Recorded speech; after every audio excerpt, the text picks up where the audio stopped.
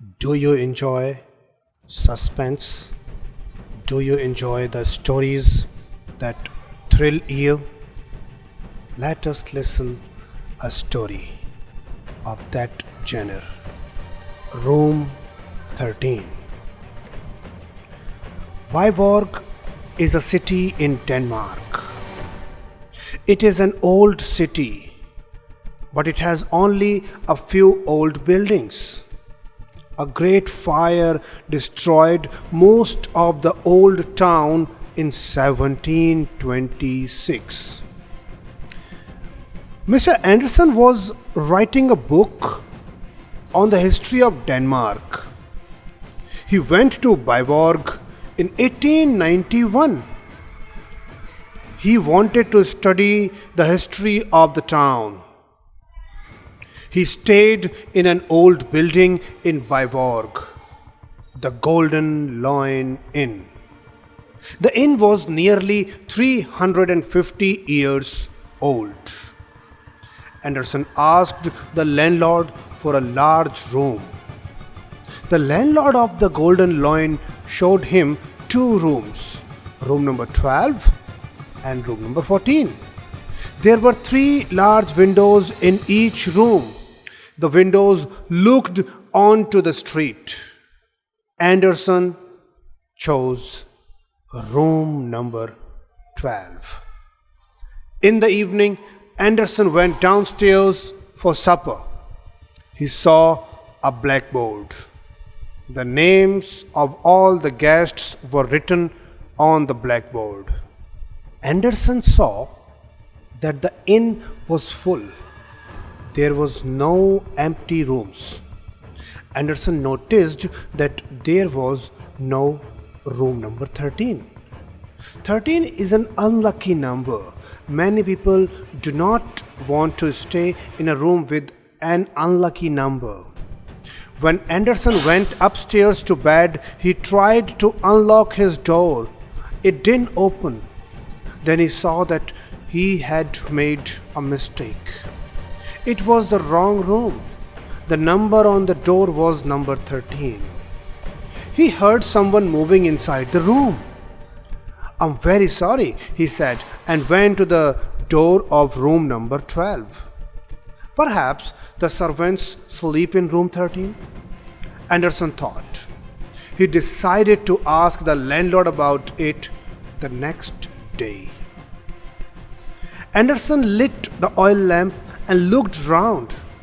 Room number 12 looked smaller by lamplight. Anderson was tired. He went to bed. In the morning, Anderson went to the town hall. He wanted to study the town records. Anderson read many very old papers. The oldest records were from the 16th century. There were some letters from the Bishop of Viborg, dated 1560. The bishop had owned 3 or 4 houses in the city. He had rented a house to a man called Nicola Franken.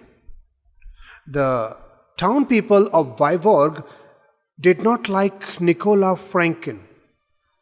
Some people wrote to the bishop to say that Franken was a bad man. They said that Franken was a magician. They wanted Franken to leave the city. The bishop said that Nicola Franken had done nothing wrong. He did not believe that Franken was a magician.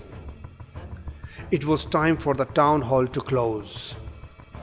As Anderson was leaving, the town clerk spoke to him. "I see you're reading about the bishop and Nicola Franken," the clerk said. "I am interested in them, but I do not know where Franken lived. Many of the town records were burnt in the Great Fire of 1726. Anderson thanked the clerk and went back to the Golden Lion. He wanted to ask the landlord about room number 13, but the landlord was busy. Anderson went upstairs and stopped outside the door of number 13. he heard someone inside the room. The person was walking around and talking in a strange voice. Anderson went to his own room. He decided that number 12 was too small. He decided to ask the landlord for a large room. Also, he was angry because his suitcase was missing. It had been on a table beside the wall. Both the table and the suitcase had disappeared. Perhaps the landlord had moved the suitcase to a storeroom. Anderson wanted it back. It was too late to call the landlord. Anderson went to the window and lit a cigarette. He looked out the window. There was a tall house on the opposite side of the street. The lamp was behind him. He saw his shadow on the wall of the house opposite. The person in room 13 was also standing in the window. Anderson saw a second shadow on the wall of the house opposite. The second shadow was strange. The person in room 13 was wearing a tall pointed hat. Also, the light from room 13 was red. The light was the color of blood. Yes, the light was the color of blood that was coming from room number 13. The room that was not listed on blackboard. The room in which no one likes to stay. Then who was that? Was that a real room? I don't know. Anderson opened the window and put his hand outside. He tried to see the person in the next room. He saw the sleeves of a long white coat. That was all. That was really all. The person in room 13 suddenly moved away from the window. The red light went out. Anderson finished his cigarette. He left the ashtray on the window ledge. Then he turned out the lamp and went to bed. Next morning, the maid brought hot water to the room. Anderson woke up and remembered his suitcase. "Where is my suitcase, please?" he asked. The maid laughed and pointed. The suitcase was on the table beside the wall. It was exactly where Anderson had left it. But then where was the suitcase and the table last night? He noticed another strange thing. His ashtray was on the middle window ledge. He clearly remembered smoking his cigarette by the end window next to room 13. He finished dressing and decided to visit his neighbor in room 13. He was surprised. He was surprised when he went to the door of the next room. The next room was number 14. Anderson was frightened. Was he going mad? Where was room 13? That was there for 2 nights. After breakfast, he went to the town hall and read more of the old papers. He found only one more letter from the bishop about Nicola Franken. A group of town people had tried to make Franken leave Viborg. They had gone to Franken's house, but Franken had disappeared. The bishop wrote that no one knew where Franken had gone. That was the end of the matter. That evening, Anderson spoke to the landlord of the Golden Loin Inn. "Why is there no room 13 in the inn?" he asked. "Many people won't sleep in room 13. The landlord replied. They say it's unlucky. Then who is in your room number 13? Asked Anderson. There isn't a room 13, the landlord said. Your room is next to room number 14. Of course, said Anderson. I must have made a mistake. Would you like to come up to number 12 for a glass of brandy and a cigar? I'd like to very much, said the landlord. They went upstairs together. They went past room number 10 and room number 11 to reach number 12. The landlord looked at the inside of number 12. This room looks very small, he said. Anderson poured 2 glasses of brandy. Both men lit cigars. Anderson opened the window to let out the smoke. There was a red light and a shadow on the wall of the house opposite. The light came from number 13. The shadow was dancing wildly, but there was no noise. Anderson sat down to drink his brandy. He wanted to tell the landlord about the strange thing he had seen. Suddenly, a terrible noise came from the next room. Is that a cat? Asked Anderson. Or is there a madman in the room next door? It's Mr. Jensen, said the landlord. He often stays in room 14. The poor man must be ill.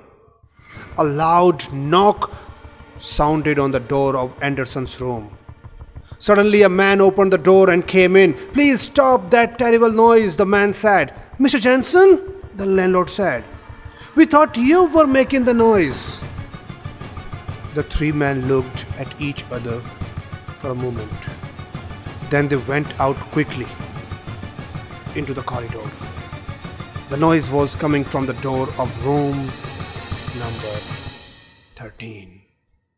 The landlord banged on the door and turned the handle. The door was locked. I'll bring men to break the door down, the landlord shouted and ran downstairs. Jensen and Anderson stood outside number 13. The noise inside the room became louder and louder and wilder and wilder.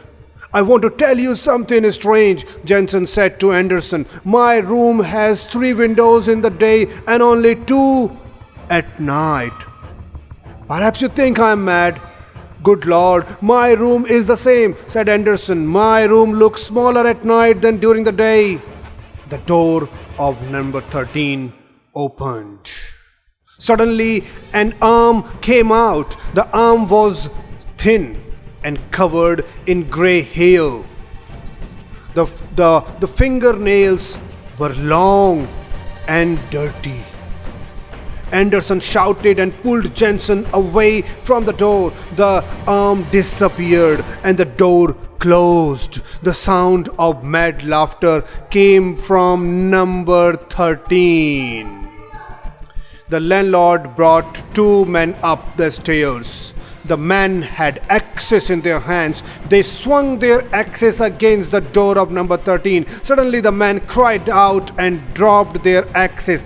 They had hit a wall. The door of number 13 had disappeared. In the morning, workmen pulled up the floor between room 12 and 14. Under the floor, they found a box. There were old papers inside the box. Anderson thought that the papers belonged to Nicola Franken, the man who had disappeared in 1560. No one was able to read the writing on the papers. It was a strange language. The writing was brown. The ink looked old, but Anderson did not think it was ink. He thought the papers were written in blood, and the mystery remained a mystery where the room 13 had disappeared when everybody could see that why the workman's axis hit the wall and not the door. And they are still looking for a solution to that mystery. Where is room number 13? I hope you have enjoyed this story. Thank you very much.